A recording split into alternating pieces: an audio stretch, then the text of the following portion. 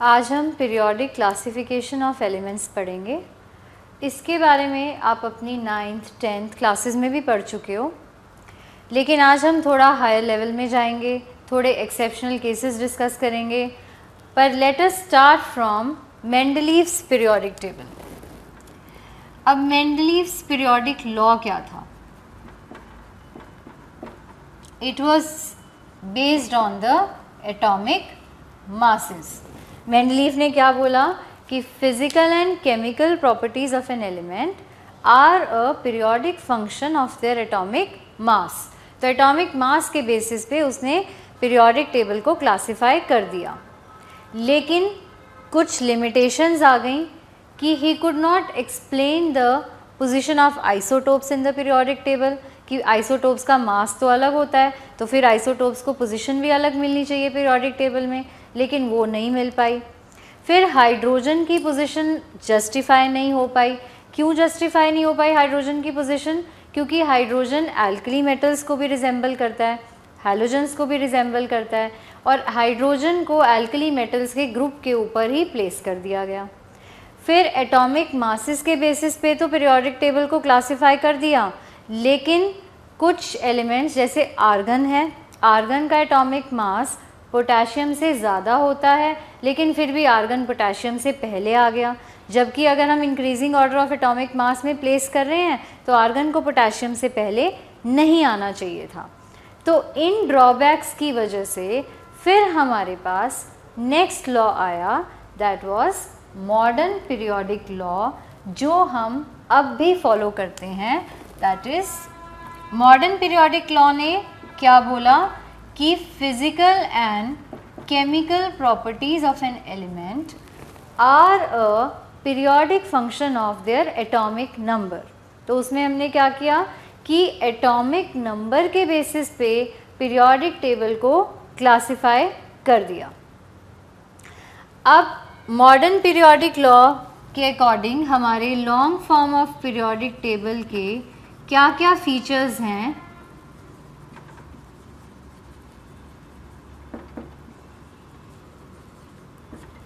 We have 18 groups, और groups क्या हैं? Groups are vertical columns. 18 groups in the modern periodic table, and we have 18 groups and 7 periods. 7 periods क्या हैं? They are the horizontal rows. अब हम कैसे study करते हैं एलिमेंट्स की प्रॉपर्टीज़ को? क्लासीफाई ही क्यों किया एलिमेंट्स को?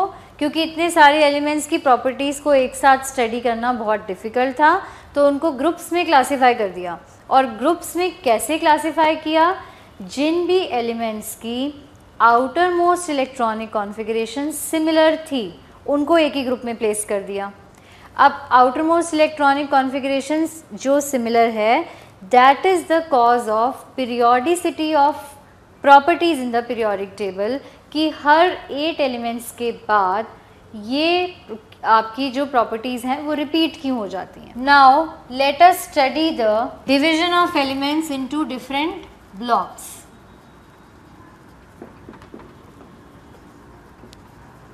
अब हमारा सबसे पहला ब्लॉक क्या है? हमारा सबसे पहला ब्लॉक है एस ब्लॉक। अब हमें कैसे पता लगेगा कि कोई भी एलिमेंट एस ब्लॉक को बिलोंग करता है? अगर outer most electron S orbital में जा रहा है तो हम बोलेंगे कि this is an S block element. और क्योंकि एस ऑर्बिटल में सिर्फ 2 इलेक्ट्रॉन आ सकते हैं, तो एस ब्लॉक में कितने ग्रुप्स हैं? There are 2 groups in S block. Group 1 alkali metals and group 2 alkaline earth metals. Group 1 alkali metals and group 2 alkaline earth metals. अब जनरल इलेक्ट्रॉनिक कॉन्फ़िगरेशन क्या है इस ब्लॉक की? General electronic configuration is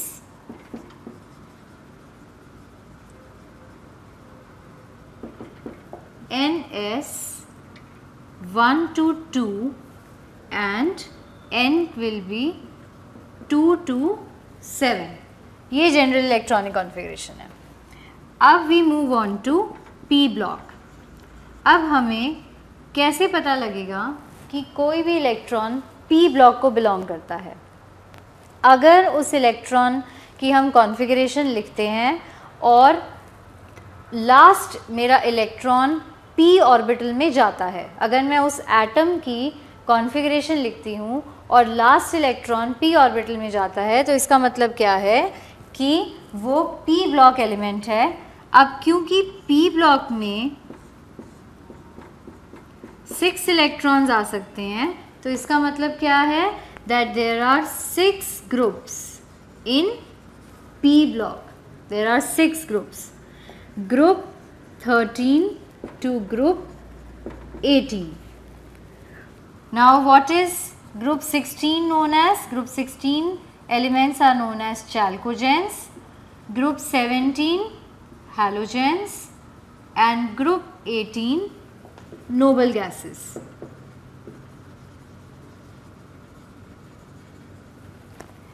Now what is the general electronic configuration for p block? It is ns 0 to 2 and np 1 to 6 and ns from 2 to 7. So this is the general electronic configuration for p block. अब s और p block elements को हम together we call them representative elements. Representative elements. अगर last electron d orbital में enter करता है तो हम कहते हैं कि ये d ब्लॉक एलिमेंट है. अब क्योंकि d ब्लॉक में 10 इलेक्ट्रॉन्स आ सकते हैं, तो इसका मतलब क्या है कि d ब्लॉक में there are 10 groups. Group 3 to group 12. अब d ब्लॉक एलिमेंट्स को हम क्या बोलते हैं? हम कहते हैं ट्रांजिशन एलिमेंट्स. हम ट्रांजिशन एलिमेंट्स क्यों बोलते हैं d ब्लॉक एलिमेंट्स को?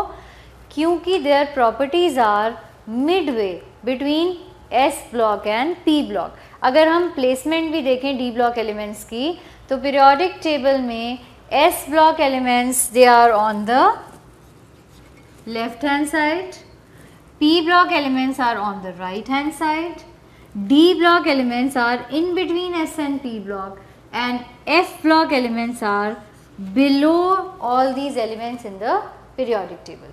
तो ये तो हमारे different blocks की placement हो जाएगी. n-1d 1 to 10, ns 0 to 2, where n is from 4 to 7. n की वैल्यू 4 से क्यों स्टार्ट हो रही है? क्योंकि d ऑर्बिटल थर्ड शेल से स्टार्ट होता है, इसीलिए मेरी n की वैल्यू 4 to 7. अब हम फोर्थ ब्लॉक पे मूव करते हैं, that is the f block. f block elements क्या होते हैं? जिसमें लास्ट इलेक्ट्रॉन f ऑर्बिटल में जाएगा, that is known as f block element. Now how many electrons can go in f block? 14 electrons can go in f block, but we have two series. We have 4f series and we have 5f series. 4f series is known as lanthanoids and 5f series is known as actinoids. And these f block elements, they are known as inner transition elements क्योंकि they form a transition series within the transition elements. Transition elements के अंदर ही वो transition series बना देते हैं. That is why they are known as inner transition elements. अब 4f series क्यों बोलते हैं lanthanoids को? क्योंकि lanthanoids में 4f ऑर्बिटल को फिल करते हैं, और actinoids को 5f series क्यों बोलते हैं? क्योंकि इसमें हम 5f ऑर्बिटल को फिल करते हैं. Now I will tell you how to predict the period group and block of any element by looking at its atomic number.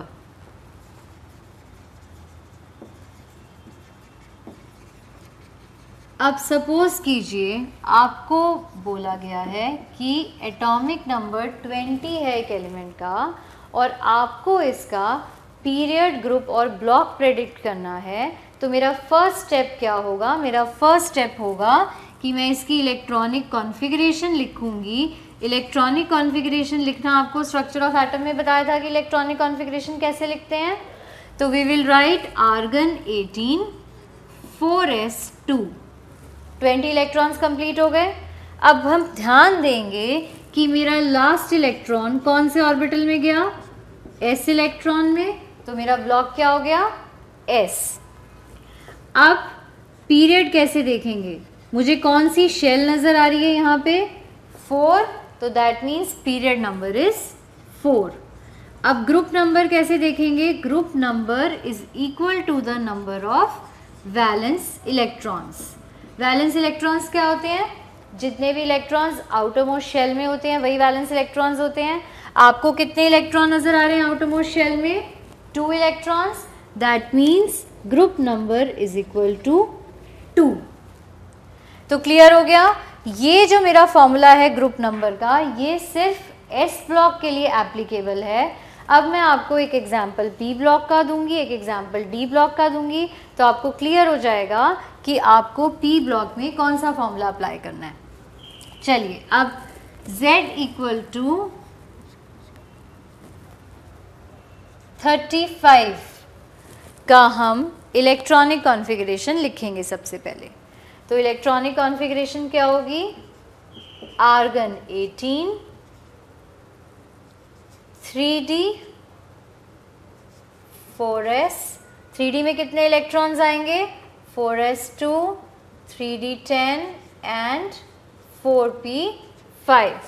35 electrons complete हो गए। अब ध्यान देंगे, अभी मैंने आपको बताया था लास्ट इलेक्ट्रॉन कौन से ऑर्बिटल में जा रहा है? लास्ट इलेक्ट्रॉन p ऑर्बिटल में जा रहा है। तो मेरा ब्लॉक हो गया p।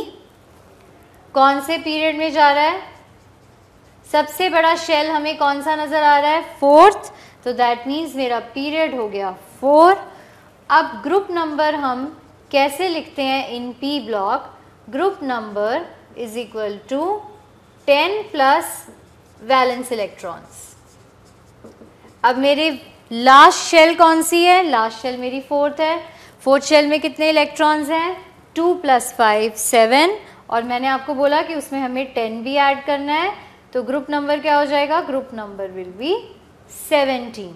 तो हमें पी ब्लॉक के लिए क्या रूल फॉलो करना है कि जितने भी वैलेंस इलेक्ट्रॉन्स हैं उसमें हमें 10 को भी ऐड करना पड़ेगा। अब हम डी ब्लॉक का एक एग्जाम्पल लेते हैं। Suppose I take Z equal to 25। अब मेरी कॉन्फ़िगरेशन क्या हो जाएगी? Argon 18 3d5 4s2। 25 electrons complete हो गए। ब्लॉक क्या हो गया? क्योंकि लास्ट इलेक्ट्रॉन d ऑर्बिटल में जाएगा, क्योंकि जब हम इलेक्ट्रॉन्स को फिल करते हैं तो हम पहले 4s में इलेक्ट्रॉन्स को डालते हैं और उसके बाद हम 3d में डालते हैं। तो इसका मतलब ब्लॉक मेरा d हो गया क्योंकि लास्ट इलेक्ट्रॉन d ऑर्बिटल में गया। पीरियड क्या होगा? पीरियड विल बी 4, क्योंकि मुझे यहाँ पे सबसे बड़ा नंबर 4 नज़र आ रहा है। अब ग्रुप नंबर कैसे निकालेंगे? Group number is equal to n-1d electrons plus ns electrons. मतलब कि मुझे 3d और 4s के इलेक्ट्रॉन्स को ऐड करना पड़ेगा। ऐड करें आप। 5 + 2 कितने हो गए? 7। तो तीनों ब्लॉक्स के लिए मेरे जो रूल हैं to find out the group number that is different. लेकिन अगर मुझे ब्लॉक निकालना है तो मैं क्या करूँगी? लास्ट इलेक्ट्रॉन कौन से ऑर्बिटल में गया मैं देख लूँगी। अगर मुझे पीरियड निकालना है तो जो सबसे बड़ा शेल है दैट इज़ माय पीरियड। और ग्रुप नंबर मैं कैसे निकालूंगी? ग्रुप नंबर मैंने बोला S ब्लॉक के लिए number of valence electrons, P block के लिए 10 प्लस वैलेंस इलेक्ट्रॉन्स और D ब्लॉक के लिए n-1d electron plus ns electron. अब हम पीरियोडिक प्रॉपर्टीज़ के ट्रेंड्स को समझेंगे और पीरियोडिक प्रॉपर्टीज़ को समझेंगे। तो मेरी फर्स्ट पीरियोडिक प्रॉपर्टी क्या है? फर्स्ट पीरियोडिक प्रॉपर्टी है एटॉमिक रेडियस। अब एटॉमिक रेडियस से हमें क्या समझ में आता है कि distance from the centre of the nucleus to the outer most shell, उस डिस्टेंस को मैं एटॉमिक रेडियस बोल रही हूँ। अब हम समझेंगे कि what is the trend of this atomic radius along a period. अगर मैं एक पीरियड में जाती हूँ, सपोज आई से लिथियम, बेरिलियम, बोरॉन, कार्बन, तो मैं ऐसे एक पीरियड में जा रही हूँ, nitrogen, oxygen, left to right, what is happening to the size? Shells मेरी सेम है, how many shells are there? 2 shells हैं इसमें, लेकिन क्या हो रहा है, नंबर ऑफ इलेक्ट्रॉन्स बढ़ते जा रहे हैं। जैसे जैसे मैं राइट टू लेफ़्ट जा रही हूँ, नंबर ऑफ शेल्स तो सेम है, लेकिन मेरे इलेक्ट्रॉन्स बढ़ते जा रहे हैं। उससे क्या होगा, effective nuclear charge is increasing. Effective nuclear charge increase होने का क्या मतलब है कि अगर इफ़ेक्टिव न्यूक्लियर चार्ज इंक्रीज़ हो गया तो जो न्यूक्लियस है वो आउटर मोस्ट इलेक्ट्रॉन्स को स्ट्रांगली पुल करेगा, तो साइज़ मेरा डिक्रीज़ हो जाएगा। तो इसका मतलब क्या हुआ कि जैसे जैसे मैं लेफ़्ट टू राइट मूव कर रही हूँ, द साइज इज़ डिक्रीजिंग।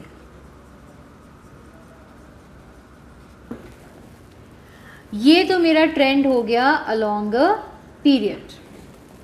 अब अगर मुझे ग्रुप में समझना है कि what will happen to the atomic radius down the group, तो मैं क्या बोलूँगी, lithium, sodium, potassium, rubidium and caesium. Down the group क्या हो रहा है, एक एक शेल बढ़ता जाएगा। इसमें मेरा लास्ट में 2s1 आता है, लास्ट में 3s1, 4s1, so on. Shell increase हुआ, शेल इंक्रीज होने से क्या होगा कि जो मेरा एटॉमिक रेडियस है, क्योंकि distance of the nucleus till the outer most shell वो इंक्रीज हो गया, इसका मतलब मेरा atomic radius down the group it is increasing. और वो क्यों इंक्रीज हो रहा है down the group? Down the group वो इसीलिए इंक्रीज हो रहा है क्योंकि due to the addition of a new shell. अब हम 3 टाइप्स ऑफ एटॉमिक रेडियस समझेंगे। पहला type, covalent radius. Covalent radius क्या होता है? अगर मैं 2 कोवेलेंटली बॉन्डेड एटम्स को लेती हूँ तो उनके सेंटर ऑफ न्यूक्लियाई के बीच का जो डिस्टेंस है उसको जब मैं हाफ कर दूंगी तो this is my covalent radius. तो कोवेलेंट रेडियस क्या है? It is the 1/2 of the distance between 2 covalently bonded atoms. अब क्योंकि ये स्ट्रांगली बॉन्डेड है तो आप देख रहे हो कि इनके बीच में डिस्टेंस ज़्यादा नहीं है, तो कोवेलेंट रेडियस जो है वो छोटा होता है as compare to the other radius. अब कोवेलेंट रेडियस हमें समझ में आ गया। अब हम चलते हैं वैन डर वाल्स रेडियस पे। अब वैन डर वाल्स रेडियस क्या होता है? It is the 1/2 of the distance between 2 non bonded isolated atoms, जिनके बीच में कोई बॉन्ड ही नहीं है। अब आप देख रहे हो यहाँ पे डिस्टेंस बहुत कम था, मैंने आपको बोला रेडियस क्या है, it is the 1/2 of the distance between the centre of the nuclei. जब मैं इसको हाफ कर दूंगी तो अब जो मेरे पास आएगा that is the van der Waals radius. और ये आपको दिखाई दे रहा है कि van der Waals radius is much bigger than the covalent radius, क्योंकि ये जो 2 नॉन बॉन्डेड आइसोलेटेड एटम्स के बीच का डिस्टेंस है, तो वैन डर वाल्स रेडियस जो है वो सबसे बड़ा होगा। अब हम समझते हैं metallic radius, which is the 3rd type of radius. Metallic radius क्या है? मेटल क्या होता है? मेटल होता है जो इलेक्ट्रॉन लूज करके पॉजिटिव आयन बनाता है।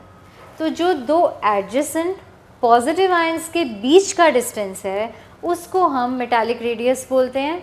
अब क्योंकि मेटालिक बॉन्डिंग कोवेलेंट बॉन्डिंग से तो वीक है, लेकिन वैन डर वाल्स फोर्सेस से तो स्ट्रॉन्ग है। तो इसका मतलब क्या हुआ कि अगर मुझे ऑर्डर लिखना है तो सबसे बड़ा van der Waals radius followed by metallic radius और सबसे छोटा कोवेलेंट रेडियस।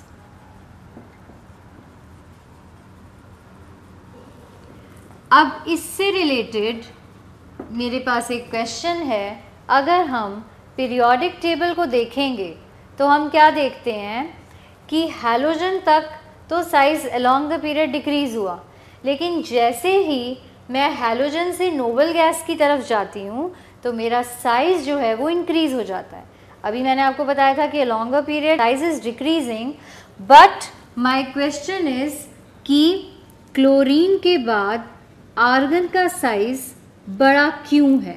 क्लोरीन हैलोजन है और आर्गन नोबल गैस है।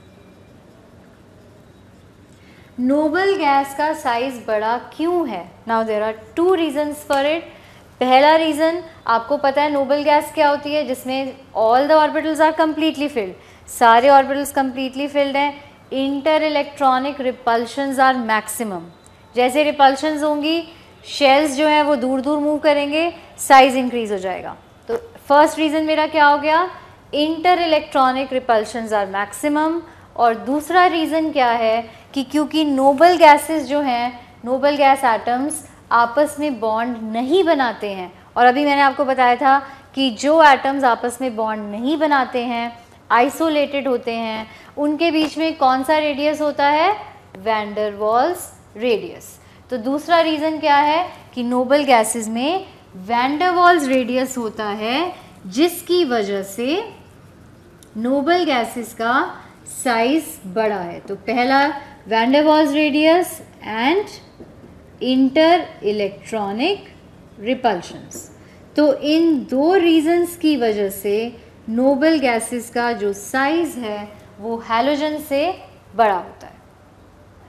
अब हम समझेंगे कि आयनिक रेडियस क्या होता है। आयनिक रेडियस क्या है? आयन क्या है? आयन होता है एक चार्ज स्पीशीज़। तो सेंटर ऑफ द न्यूक्लियस से लेकर जहाँ तक हम आयन की इन्फ्लुएंस को फील कर सकते हैं उसको हम बोलते हैं आयनिक रेडियस।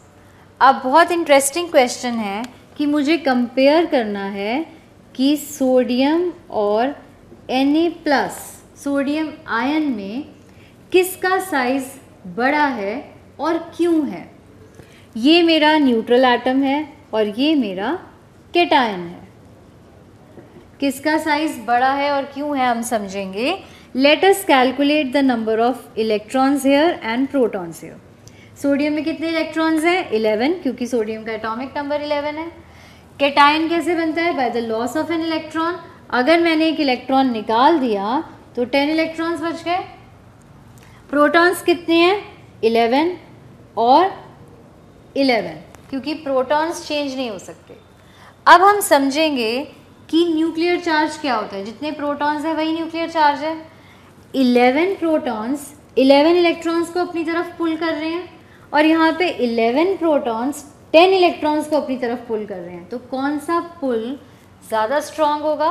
ऑब्वियसली अगर 11 प्रोटॉन्स 10 इलेक्ट्रॉन्स को पुल कर रहे हैं तो ये वाला पुल ज़्यादा स्ट्रॉन्ग होगा। तो इसका मतलब यहाँ पर effective nuclear charge is more. Effective nuclear charge is more, और जैसे ही इफेक्टिव न्यूक्लियर चार्ज ज़्यादा होता है साइज़ कम हो जाता है। So what does this mean कि cation is smaller than neutral atom. Cation is smaller than neutral atom. ये बात सबको समझ में आ गई कि कोई भी पॉजिटिवली चार्ज स्पीशीज़ जो होगी वो अपने एटम से छोटी होगी। अब हम एनायन का केस लेते हैं कि जिसमें हमने एक न्यूट्रल एटम के अंदर एक्स्ट्रा इलेक्ट्रॉन को डाल दिया। तो अब क्या होगा? Cl- में कितने इलेक्ट्रॉन्स हैं? 18, और प्रोटॉन्स कितने हैं? 17। और Cl में कितने हैं? 17, और प्रोटॉन्स कितने हैं? 17। अब हम इस केस को समझेंगे कि यहाँ पर क्या हो रहा है कि 17 प्रोटॉन्स 18 इलेक्ट्रॉन्स को अपनी तरफ पुल कर रहे हैं, और यहाँ पर क्या हो रहा है, 17 प्रोटॉन्स 17 इलेक्ट्रॉन्स को पुल कर रहे हैं। तो कौन सा पुल ज़्यादा स्ट्रॉन्ग है? ऑब्वियसली जब 17 को पुल करेंगे वो ज़्यादा स्ट्रॉन्ग है एज़ कम्पेयर टू कि वो 18 को पुल करेंगे। तो इफ़ेक्टिव न्यूक्लियर चार्ज कहाँ पर कम होगा? ऑब्वियसली यहाँ पर कम होगा। तो अगर इफ़ेक्टिव न्यूक्लियर चार्ज यहाँ पर कम होगा तो साइज़ किसका कम होगा?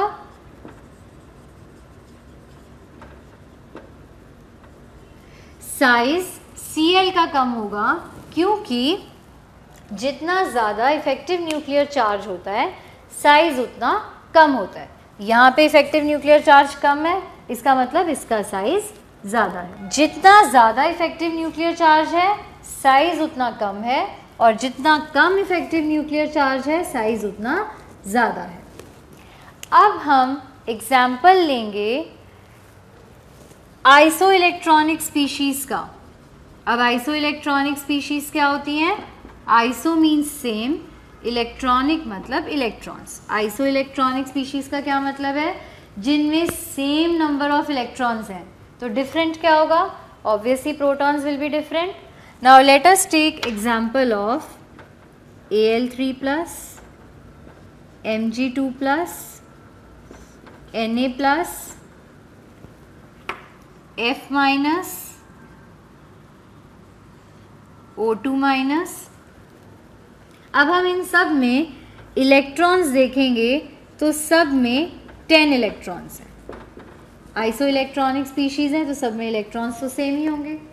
अब हम इनमें प्रोटॉन्स को कैलकुलेट करेंगे। एल्यूमिनियम का एटॉमिक नंबर कितना होता है? 13। तो 13 प्रोटॉन्स, 12 प्रोटॉन्स, 11, 10, 9 एंड 8। अब यहाँ पे हम देखेंगे 13 प्रोटॉन्स आर पुलिंग 10 इलेक्ट्रॉन्स, और यहाँ पे हम देखेंगे 8 प्रोटॉन्स आर पुलिंग 10 इलेक्ट्रॉन्स। तो सबसे ज़्यादा इफेक्टिव न्यूक्लियर चार्ज कहाँ पे होगा? न्यूक्लियस का पुल सबसे स्ट्रॉन्ग कौन सी स्पीशीज़ पे होगा? ऑब्वियसली जहाँ पे 13 प्रोटॉन्स 10 को पुल कर रहे हैं वहाँ पे सबसे स्ट्रॉन्ग होगा। तो दैट मीन्स इसका साइज़ जो है वो सबसे कम हो जाएगा। तो इससे मुझे क्या पता लगा कि जितना ज़्यादा पॉजिटिव चार्ज है साइज़ उतना कम होगा, और जितना ज़्यादा नेगेटिव चार्ज है साइज़ उतना ज़्यादा होगा। अब हम नेक्स्ट पीरियोडिक प्रॉपर्टी को समझेंगे, और मेरी नेक्स्ट पीरियोडिक प्रॉपर्टी है आयोनाइजेशन एंथैल्पी। आयोनाइजेशन एंथैल्पी क्या होती है? आयोनाइजेशन एंथैल्पी होती है energy required to remove the most loosely held electron. अगर मुझे आउटर मोस्ट इलेक्ट्रॉन को निकालना है एटम में से तो मुझे एनर्जी देनी पड़ेगी, और इस एनर्जी को हम बोलते हैं आयोनाइजेशन एंथैल्पी। अब there are various factors on which this ionization enthalpy will depend. सबसे पहले हम समझेंगे कि सक्सेसिव आयोनाइजेशन एंथैल्पी क्या है। नाउ सपोज मैंने मैग्नीशियम में से एक इलेक्ट्रॉन निकाल दिया, तो Mg+ और एक इलेक्ट्रॉन, ये आयन मेरे पास आ गया। अब मैं इसमें से एक और इलेक्ट्रॉन निकालना चाहती हूँ। जब मैंने ये एक इलेक्ट्रॉन निकाला तो मैंने एनर्जी सप्लाई की, जिसको मैंने बोल दिया IE1। अब मुझे दूसरा इलेक्ट्रॉन निकालना है तो मुझे दोबारा से एनर्जी सप्लाई करनी पड़ेगी। अब मेरा क्वेश्चन ये है कि मुझे ज़्यादा एनर्जी सप्लाई करनी पड़ेगी दूसरा इलेक्ट्रॉन निकालने के लिए, उतनी ही सप्लाई करनी पड़ेगी या उससे कम सप्लाई करनी पड़ेगी? नाउ लेट अस अंडरस्टैंड, जब मैं Mg+ में से इलेक्ट्रॉन निकालूंगी तो मुझे ज़्यादा एनर्जी सप्लाई करनी पड़ेगी। क्यों ज़्यादा एनर्जी सप्लाई करनी पड़ेगी? क्योंकि ये ऑलरेडी पॉजिटिवली चार्ज है, it is already electron deficient. मैं उसमें से इलेक्ट्रॉन निकालूंगी तो इलेक्ट्रोस्टैटिक अट्रैक्शन को मुझे ओवरकम करना पड़ेगा, क्योंकि वो इलेक्ट्रॉन नहीं देना चाहता लेकिन मैं फिर भी निकालना चाहती हूँ, तो मुझे क्या करना पड़ेगा? मुझे एक्स्ट्रा एनर्जी को सप्लाई करना पड़ेगा। तो what does this mean? That IE2 will be greater than IE1। Similarly अगर मुझे थर्ड इलेक्ट्रॉन निकालना है तो मुझे और ज़्यादा एनर्जी सप्लाई करनी पड़ेगी। That means successive ionization enthalpies जो हैं they will keep on increasing. Now let us understand the factors on which ionization enthalpy depends. पहला factor atomic size. Now suppose we have to compare ionization enthalpy of sodium and potassium. अब potassium sodium के नीचे आता है group में, किसका size बड़ा है? पोटेशियम का बड़ा है, क्योंकि पोटेशियम में एक शेल एक्स्ट्रा है। तो अगर एक शेल एक्स्ट्रा है तो उसमें से इलेक्ट्रॉन निकालना इजी हो जाएगा, क्योंकि वो न्यूक्लियर चार्ज को कम फील कर रहा है, वो न्यूक्लियस से दूर है। तो इसका मतलब क्या हुआ कि as the atomic size will increase, जैसे जैसे साइज बढ़ेगा आयोनाइजेशन एनर्जी कम हो जाएगी। Now let us understand the second factor. Second factor is electronic configuration. अब सपोज मैं आपको कहती हूँ कि मुझे दो एटम्स मेरे पास हैं, एक है नाइट्रोजन और एक है ऑक्सीजन। नाइट्रोजन की कॉन्फ़िगरेशन क्या होगी? 1s2 2s2 2p3, और ऑक्सीजन की क्या होगी? 1s2 2s2 2p4। अब इसमें मुझे क्या दिखाई दे रहा है? अभी मैंने आपको पढ़ाया था जब हमने स्ट्रक्चर ऑफ एटम किया था कि हाफ फिल्ड जो ऑर्बिटल्स होते हैं उनकी स्टेबिलिटी ज़्यादा होती है। यहाँ पे मुझे हाफ फिल्ड p ऑर्बिटल नज़र आ रहा है, तो ये ऑलरेडी स्टेबल है। अब मुझे अगर इसमें से इलेक्ट्रॉन निकालना है, वो अपना इलेक्ट्रॉन नहीं देगा क्योंकि वो तो स्टेबल है, और इसमें से अगर मैं एक इलेक्ट्रॉन निकाल दूंगी तो ये स्टेबल हो जाएगा। तो कौन अपना इलेक्ट्रॉन ईजिली दे देगा? ऑक्सीजन अपना इलेक्ट्रॉन ईजिली दे देगा, लेकिन नाइट्रोजन अपना इलेक्ट्रॉन नहीं देगा। इसका मतलब क्या है कि अगर मेरे पास हाफ फिल्ड या कम्प्लीटली फिल्ड ऑर्बिटल है और मुझे उसमें से इलेक्ट्रॉन निकालना है तो मुझे ज़्यादा एनर्जी सप्लाई करनी पड़ेगी, मतलब कि मेरी आयनाइजेशन एनर्जी ज़्यादा हो जाएगी। अब let us consider the case of noble gas.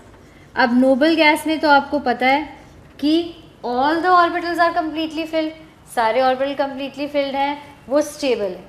अगर मैं नोबल गैस में से इलेक्ट्रॉन निकालना चाहती हूँ तो मुझे तो बहुत ज़्यादा एनर्जी सप्लाई करनी पड़ेगी, क्योंकि वो तो ऑलरेडी बहुत ज़्यादा स्टेबल है। तो इसका मतलब क्या है कि अगर किसी भी एलिमेंट की हाफ फिल्ड कॉन्फ़िगरेशन है या नोबल गैस कॉन्फ़िगरेशन है तो उसकी आयनाइजेशन एनर्जी बहुत ज़्यादा हो जाएगी। Now let us move on to the third factor, that is penetration effect.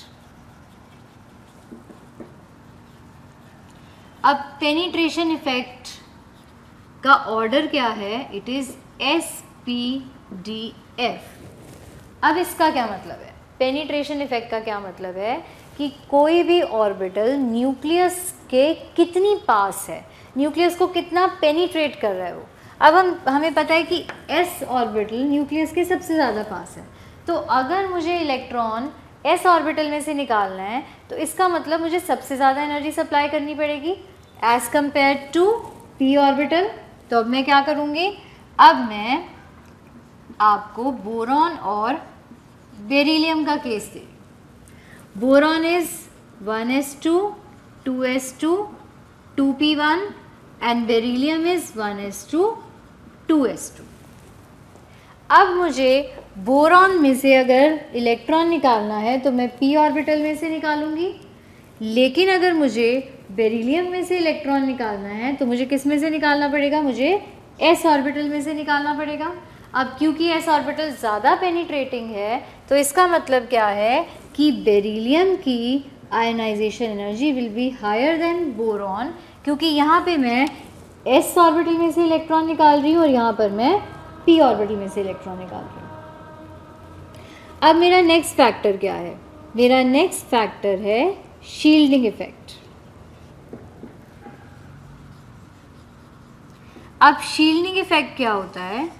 Shielding effect का क्या मतलब होता है? एटम के अंदर इलेक्ट्रॉन्स भी होते हैं और न्यूक्लियस भी होता है। जो इनर मोस्ट इलेक्ट्रॉन्स होते हैं, जो अंदर वाले इलेक्ट्रॉन्स होते हैं, वो आउटर मोस्ट इलेक्ट्रॉन को न्यूक्लियस के चार्ज से प्रोटेक्ट करते हैं। अगर उनका प्रोटेक्टिंग पावर अच्छा है तो वो आउटर मोस्ट इलेक्ट्रॉन को अच्छी तरह प्रोटेक्ट कर लेंगे न्यूक्लियस के चार्ज से।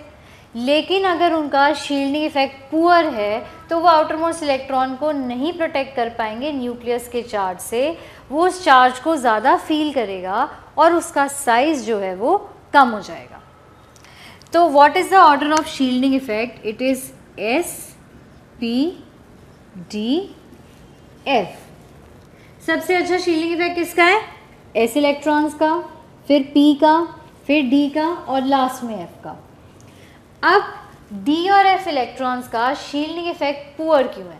क्योंकि D एंड F ऑर्बिटल्स जो हैं उनकी शेप डिफ्यूज़ होती है, तो इसीलिए उनका शील्डिंग इफेक्ट इतना अच्छा नहीं होता। तो सबसे अच्छा शील्डिंग इफेक्ट किसका है?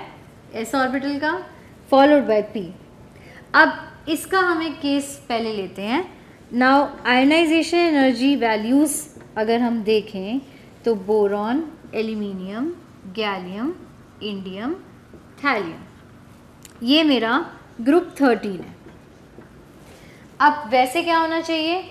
Down the group ionization energy को क्या होना चाहिए? आयनाइजेशन एनर्जी कम हो जानी चाहिए, क्योंकि डाउन द ग्रुप साइज़ जो है वो इंक्रीज़ हो रहा है। अभी मैंने आपको बताया था कि अगर साइज़ इंक्रीज़ होगा आयनाइजेशन एनर्जी कम हो जाएगी। लेकिन एक एक्सेप्शन देखी गई है कि एल्यूमिनियम की आयनाइजेशन एनर्जी गैलियम से कम है। Ionization energy of aluminium is less than that of gallium, जबकि गैलियम की कम होनी चाहिए। अब ऐसा क्यों है? और जब हम नीचे जाते हैं तो अब क्या हो रहा है? गैलियम में D इलेक्ट्रॉन्स आर एडेड और इंडियम और थैलियम में क्या हो रहा है? D और F ब्लॉक आ गया है। अभी मैंने आपको क्या समझाया था?